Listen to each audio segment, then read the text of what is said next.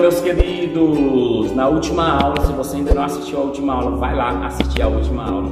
E hoje nós vamos estar falando nessa próxima aula aqui sobre as consequências do pecado. Meu querido, o pecado em si, ele não é ruim. O pecado em si não é ruim. O ruim são as consequências dos nossos pecados. Nós vamos dizer que todo pecado tem consequências, seja ele... Se podemos dizer que pecado tem tamanho, podemos dizer que o pecado pequeno tem uma consequência pequena e o grande tem uma consequência grande, né? Apesar que eu não acredito que pecado tenha tamanho. Para mim, pecado é pecado, né? Mas nós vemos que há consequências diferentes, né? Cada pecado tem a sua consequência e tem consequências que são maiores, tem consequências que são menores.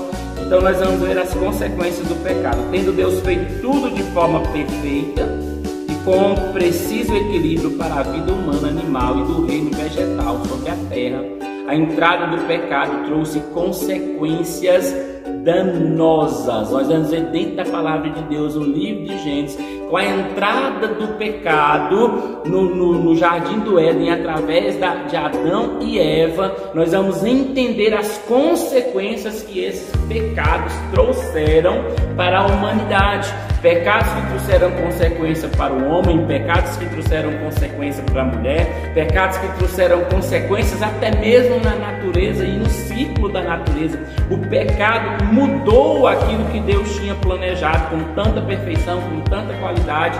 O pecado entra agora e muda tudo aquilo que era para ser de uma forma com as suas consequências. O pecado de Adão e Eva trouxe consequências na vida deles e também aonde eles estavam. Amém? Então vamos lá. A consequência para o homem. Relembre-se que o homem foi feito imortalizável, ou seja, Deus o fez com a possibilidade de não morrer. Uma das consequências do pecado de Adão e Eva foi a morte. Quando Deus diz, olha, não coma do fruto, porque certamente se comerdes do fruto, vocês morrerão. Eles deixaram de acreditar naquilo que Deus havia falado com eles e acreditaram no que a serpente disse, que certamente não morrerás. Mas eles morreram sim, porque o plano de Deus era que Adão vivesse eternamente, Eva vivesse eternamente, mas o pecado, como a palavra de Deus diz, o pecado gera a morte, e a consequência deste pecado também trouxe a morte na vida de Adão e Eva. Assim, a morte é consequência da opção pelo pecado. Pode-se entender no texto bíblico que morte opera de três formas: a morte física, este mal que assola todos os crentes ímpios, ricos e pobres, manifesta de diversas maneiras, seja na debilidade do corpo, por muitos anos de vida, seja por acidentes ou até mesmo crimes contra a vida. A morte espiritual é a separação entre o homem e Deus, e a condição dos que estão separados por não terem confessado a Cristo como seu Salvador. A separação causada pelo pecado. O pecado separa o homem de Deus. O pecado separa o homem de Deus. A transgressão separa o homem de Deus. A iniquidade separa o homem de Deus. O pecado de Adão e Eva trouxe para eles separação de Deus. Deus vinha todos os dias, na viração do dia, visitar Adão e Eva no jardim.